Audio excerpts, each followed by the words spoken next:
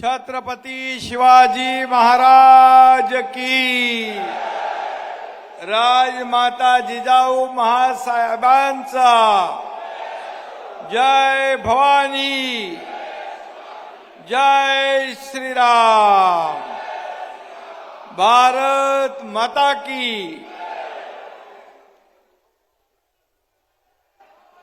राजमाता जिजाऊंचा 426वा जन्मोत्सव सोहळा सिंदखेड राजा इथं कालच पार पडला आणि त्याच भूमीमध्ये आज मी आपल्या समोर या पवित्र परिसरात आज उपस्थित राहण्याचं भाग्य मला मिळालं।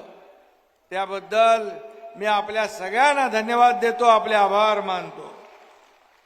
आजच्या या कार्यक्रमामध्ये उपस्थित आपले खासदार प्रतापराव जाधव, आमदार रायमुलकर, आमदार संजय गायकवाड, आपले शशिकांत खेडकर, संजय शिरसाट, चंद्रकांत पाटील, सर्व मान्यवर, सर्व उपस्थित जिल्हा प्रमुख, महिला आघाडी, युवा सेना आणि उपस्थित सर्व कार्यकर्ते, हा कार्यकर्ता शिवसंकल्प मेळावा आहे आणि मिशन 48 या उपक्रमाला उपस्थित कार्यकर्ते, बांधव, भगिनी आणि मातांनो, खरं म्हणजे सगळा कोपरा या ठिकाणी भरलेला आहे। एक विराट असा कार्यकर्त्यांचं दर्शन या ठिकाणी मला लाभलेलं आहे आणि एवढे कार्यकर्ते जेव्हा लोकसभा आपली पहिली येते आणि प्रतापरावांच्या निवडणुकीमध्ये मतदारांसमोर हे रस्त्यावर एवढे कार्यकर्ते उतरले तर समोरच्याचं डिपॉझिट गुल झाल्याशिवाय राहणार नाही।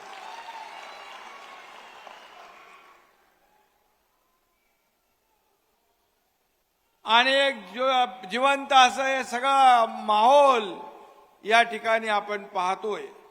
खरं म्हणजे आज आपण छत्रपतींच्या नावाचा शिवसंकल्प घेऊन आपण पुढे चाललेलो आहे आणि म्हणून आपलं मिशन 48 आहे आणि मिशन 48 आपण महायुती म्हणून राबवतोय। 6 तारखेपासून हे शिवसंकल्प अभियान आपलं सुरू झालं। शिरूर झालं, मावळ झालं, रत्नागिरी, सिंधुदुर्ग आणि हिंगोली नंतर आता बुलढाणा। प्रचंड असा उत्स्फूर्त प्रतिसाद या ठिकाणी लाभतोय आणि या जाहीर सभा नाही, ही कार्यकर्त्यांची सभा आहे, हे कार्यकर्त्यांचा मेळावा आहे आणि जेव्हा महायुतीचा जाहीर सभा होईल तेव्हा विरोधकांचं पानिपत झाल्याशिवाय राहणार नाही। आणि म्हणून खरं म्हणजे हा झंझावात जो आहे हा आपला अंतिम विजय प्राप्त होईपर्यंत असाच आपल्याला कायम ठेवायचा आहे। आणि म्हणून मी म्हणालो होतो आपल्याला की आपली शिवसेना, खरी शिवसेना, शिवसेनेचं नाव आणि धनुष्यबाण आपल्याकडेच राहणार। बाळासाहेबांचे विचार घेऊन आपण पुढे चाललोय, तेही खरं झालं।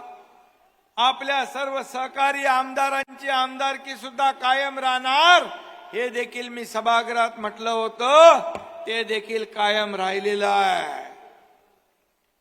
आणि म्हणून आज शिवसंकल्प अभियान जे आहे हे अभियान आज आपण सगळीकडे घेऊन चाललोय।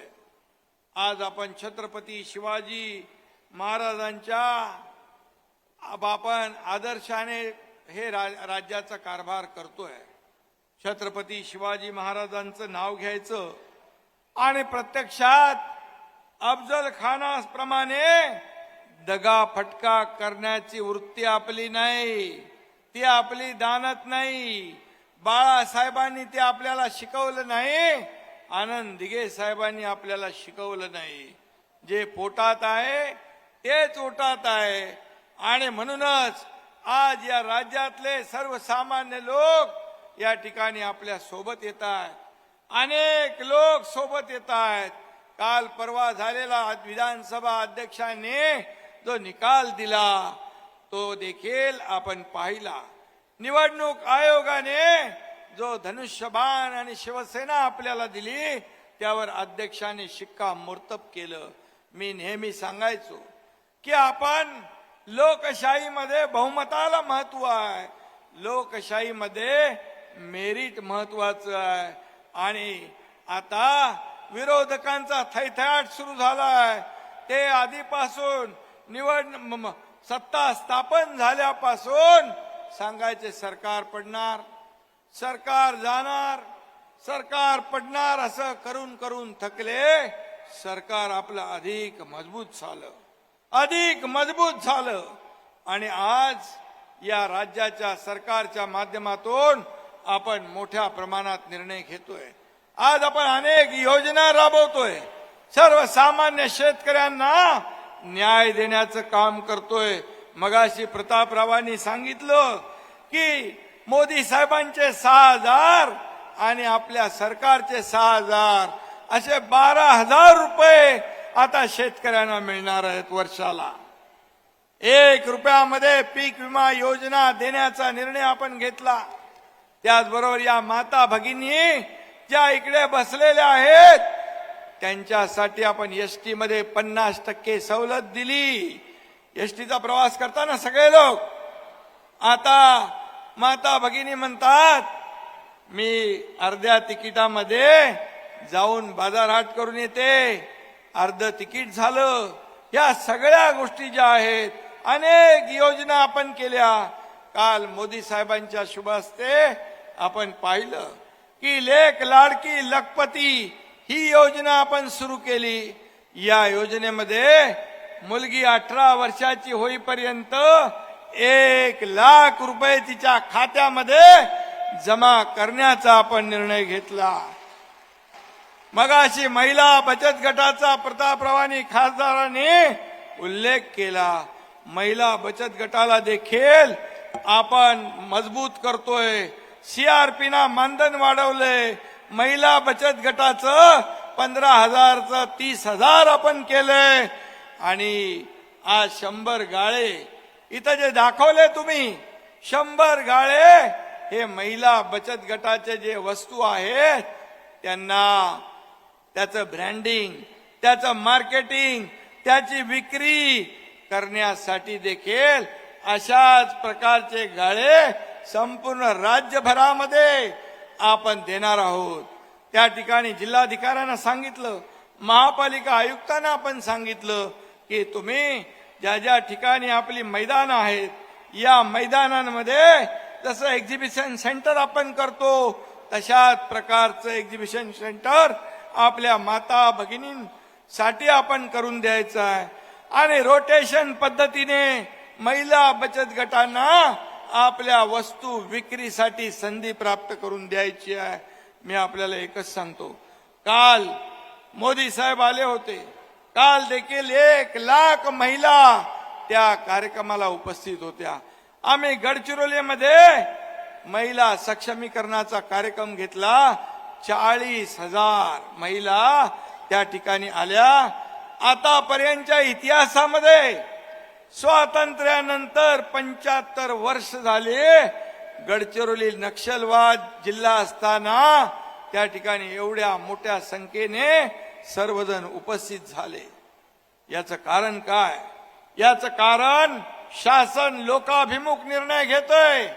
आज शासन आपल्या दारी या कार्यक्रम पण इकडे झाला ना आपला, शासन आपल्या दारी या कार्यक्रमाच्या माध्यमातून देखील 2,20,00,000 लोकांना लाभ झाला. 2,20,00,000 योजना होत्या, लाभ होते, परंतु त्याला चक्रा मारणं, खेटे घालणं, त्यामुळे तो लाभार्थी तो नाद सोडून देत होता. परंतु आपण थेट शासन आपल्या दारी, आपण घरी न बसता आम्ही आमच्या घरी तुम्ही तुमच्या घरी असं न करता शासन आपल्या दारी घेऊन आलो आम्ही आणि प्रत्येकाला एका छताखाली लाभ देण्याचा निर्णय आपल्या सरकारने घेतला. आणि म्हणून या ठिकाणी मी आपल्याला एवढंच सांगेन की आज आपल्याला मोठ्या प्रमाणावर शासनाचं काम लोकांपर्यंत पोहोचवायचं आहे. मग बूथ प्रमुख नेमायचे आहेत, शिवदूत नेमायचे आहेत. या ठिकाणी नेमणुका झाल्या असतील का हो खासदार? आणि आपल्याला जे काम आपण सरकारने केलंय हे काम सरकारचं लोकांपर्यंत पोहोचवायचं आहे. आणि जे आजपर्यंतच्या इतिहासामध्ये सिंचनाचे प्रकल्प झाले नव्हते ते सिंचनाचे प्रकल्प देखील आपण मोठ्या प्रमाणावर त्या ठिकाणी केलेत. मला वाटतं मगाशी आपले रायमुलकर म्हणाले ते आपला पेन टाकणीसाठी आपण 580 कोटी रुपयाचं मंजूर दिलेली आहे. आपण लोणार विकासासाठी आपण 370 कोटी रुपये दिलेले आहेत. आणि आता खासदार साहेब म्हणाले खामगाव जालना रेल्वेसाठी देखील सरकार 50% जो आपला हिस्सा आहे तो देखील देणार आहे.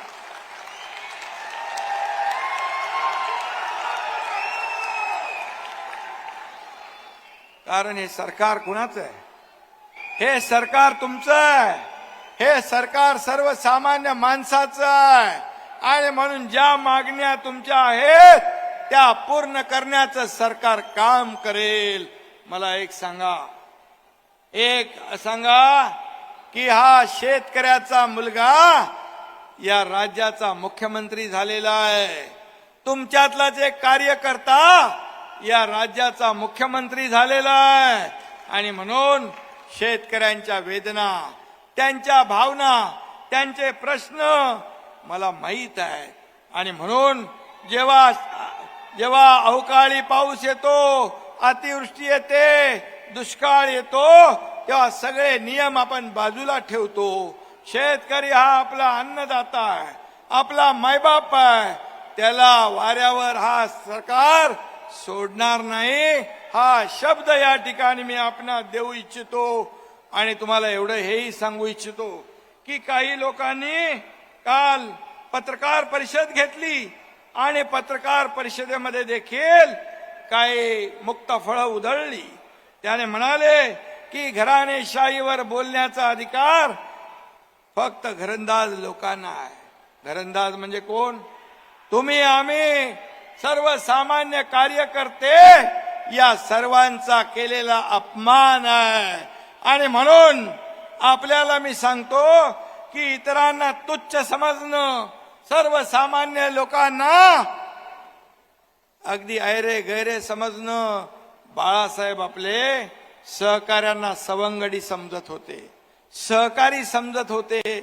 पण हे आपल्या सहकार्यांना घरगडी समजतात, नोकर समजतात, तुच्छ समजतात, शूद्र समजतात. आणि म्हणूनच तुमची ही गत झाली आहे. आज तुम्हाला या सर्व राज्यातल्या लोकांनी तुम्हाला सोडून दिलंय. आज तुमची परिस्थिती घरकाना घाटका झाली आहे. याला जबाबदार तुम्ही आहात. आता तुम्ही सगळीकडे फिरताय, परंतु हे जर आधी फिरले असते तर ही वेळ आली नसती. आणि म्हणून मी आपल्याला एवढंच सांगतो की काय म्हणून तुमचं योगदान आहे. आमच्यासारख्या फाटक्या शिवसैनिकांनी बाळासाहेबांच्या आशीर्वादाने शिवसेना मोठी केली, वाढवली, रक्ताचं पाणी केलं. प्रतापराव असतील, आमदार असतील, जिल्हा प्रमुख असतील, सगळ्यांनी घरादारावर तुळशीपत्र ठेवलं आणि शिवसेना वाढवली. तुमचं काय योगदान होतं? किती केसेस अंगावर घेतल्या, किती लाट्या काट्या खाल्ल्या, किती जेल भोगल्या. काय योगदान सांगा? आयत्या बिळावर नागोबा, आयत्या पिठावर रेगोट्या ओढण्याचं काम आपण केलं. आणि शिवसैनिकाचं खच्चीकरण होताना उघड्या डोळ्याने तुम्ही पाहिलं. आणि म्हणून या एकनाथ शिंदेने 50 आमदारांना सोबत घेऊन हे धाडस केलं आणि या सरकारला पलटवून टाकलं. या सरकारला पलटवून टाकण्याचं कारण तुम्हाला मी सांगतो. हे आपल्याच पदाधिकारी कार्यकर्त्यांच्या खच्चीकरणाच्या मागे लागले. हम करे सो कायदा. बाळासाहेब म्हणायचे तुम्ही शिवसैनिक आहात म्हणून मी शिवसेना प्रमुख आहे. पण हे म्हणतात मी आहे म्हणून तुम्ही आहात. हे तुम्हाला मान्य आहे का? आणि म्हणून शेवटी कार्यकर्ता ही ताकद असते. संघटनेची, पक्षाची, कार्यकर्त्यांची ही ताकद असते कार्यकर्ता. आणि म्हणून मी एवढंच सांगतो, घरंदाज म्हणजे काय? घरंदाज म्हणजे तुम्ही निवडणूक एका बरोबर लढवली, सरकार दुसऱ्या बरोबर स्थापन केलं, लग्न एका बरोबर केलं, संसार दुसऱ्या बरोबर केला, हनीमून तिसऱ्या बरोबर केलं. हे बाळासाहेब सांगायचे. हे म्हणजे घरंदाज. बाळासाहेब असते तर ज्या बाळासाहेबांनी काँग्रेसला गाडण्याची भाषा केली त्यांना तुम्ही डोक्यावर घेतलं. बाळासाहेब असते तर जोड्याने मारलं असतं की नाही? अरे तुम्ही खुर्चीसाठी, सत्तेसाठी बाळासाहेबांचे विचार विकले, भूमिका मोडली, त्याला तिलांजली दिली आणि सत्तेवर जाऊन बसलात आणि आपल्या सहकार्यांचा गळा घोटण्याचा प्रयत्न केला, त्यांचं खच्चीकरण करण्याचा प्रयत्न केला, त्यांच्यावर केसेस टाकण्याचा प्रयत्न केला. म्हणून बघा लोक सत्तेकडे जात असतात. पण हा तुमचा एकनाथ शिंदे सत्तेत मंत्री होता, माझ्याबरोबर 8 मंत्री होते, ते सत्तेवर लात मारून पाय उतार झाले. पुढे काय होणार आहे हे कुणालाही माहित नव्हतं. आणि आज तेच काँग्रेस या अयोध्याच्या राम मंदिराच्या विरोधात बोलतायत. हा तमाम राम भक्तांचा अपमान आहे. आणि म्हणून हे आपले माजी मुख्यमंत्री आणि उद्ध्वस्त झालेले तुम्ही त्यांच्या मांडीवर मांडीला मांडी लावून बसता. जो राम का नहीं वो किसी काम का नहीं. ज्या करोडो राम भक्तांचं स्वप्न, हिंदू हृदय सम्राट बाळासाहेब ठाकरे यांचं स्वप्न, बाळासाहेब म्हणायचे मला एक दिवस प्रधानमंत्री करा, मी अयोध्येमध्ये राम मंदिर बांधतो आणि दुसरं काम काश्मीर मधलं 370 कलम हटवतो.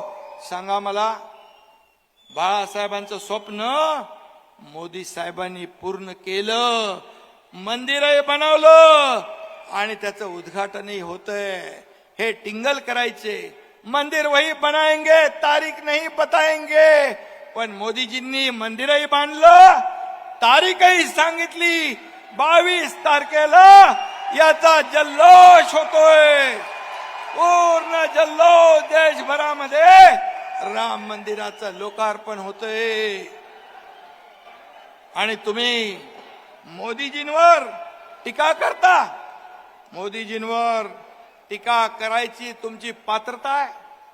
मोदीजींनी 10 वर्षामध्ये या देशाचा चेहरा मोहरा बदली केला, या माय भगिनींना जगण्याचा अधिकार दिला, अनेक योजना केल्या आणि या देशाला महासत्तेकडे घेऊन चालले आणि अर्थव्यवस्था बदलली.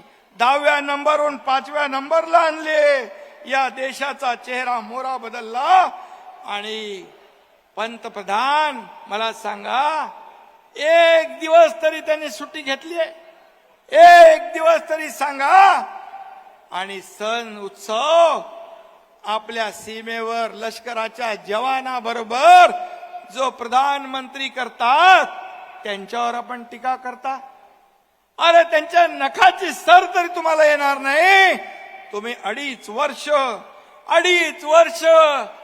घर बसेपणा केला. घरातून सरकार चालवता येत नाही हे पवार साहेबांनी पुस्तकातून सांगितलंय, तुमच्याच आघाडीच्या नेत्यांनी सांगितलंय. आणि मोदीजी पायाला भिंगरी लावून जगभरात देशाचं नाव मोठं करतात, त्यांच्यावर तुम्ही टीका करता? तुम्हाला एकच सांगतो, येणाऱ्या निवडणुकीमध्ये जनता तुम्हाला तुमची जागा दाखवेलच. कारण आज गेल्या 4 राज्यामध्ये काय परिस्थिती झाली आपण पाहिलेलं आहे. आणि म्हणून प्रतापराव आपल्याला मी सांगतो की यामध्ये जे काही तुमच्या इकडचे प्रकल्प आहेत, मग ते खामगाव जालना रेल्वे असेल, वैनगंगा नळगंगा पैनगंगा नदीजोड प्रकल्प असेल, वयश्री योजना, नारी शक्ती योजना, या ठिकाणी लवकरात लवकर आपलं सरकार या बाबतीमध्ये निर्णय घेणार.